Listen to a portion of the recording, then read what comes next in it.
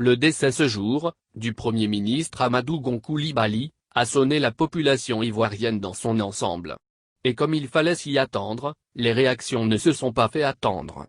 Sur les réseaux sociaux, les réactions sont nombreuses. Parmi lesquelles, celles de la classe politique de tous bords. Henri Konan Bedi, président du Peu de Sirda. Ivoirienne, Ivoirien. Mes chers compatriotes. C'est avec une grande consternation que je viens d'apprendre le décès, survenu ce mercredi 8 juillet 2020, de son Excellence Amadou Gon Coulibaly, Premier ministre, ministre du Budget et du Portefeuille de l'État, chef du gouvernement de la République de Côte d'Ivoire. Son décès, inattendu ce jour, nous afflige profondément. Grand serviteur de l'État, il reste un exemple de loyauté et de fidélité dans le respect de ses convictions politiques.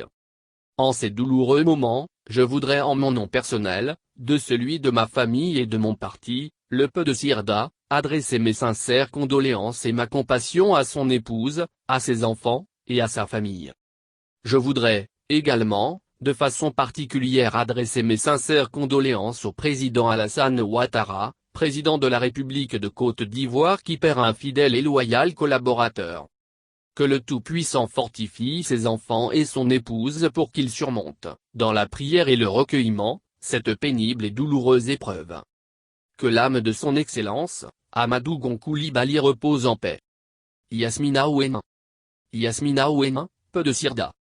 Ce mercredi 8 juillet, nous avons appris le rappel à Dieu du Premier ministre Amadou Gon Coulibaly. Même si nous savions sa santé fragile, ces dernières semaines, la Côte d'Ivoire tout entière est atterrée par cette brutale disparition.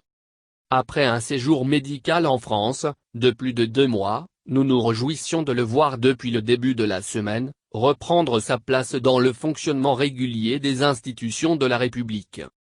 En cet instant triste et douloureux, c'est le lieu pour moi d'adresser mes sincères condoléances aussi bien à ses proches, qu'à sa famille politique et d'inviter les Ivoiriennes et les Ivoiriens, sans distinction d'affiliation politique, à se recueillir et à honorer la mémoire d'un fidèle serviteur de l'État qui est demeuré à la tâche jusque dans ces dernières heures.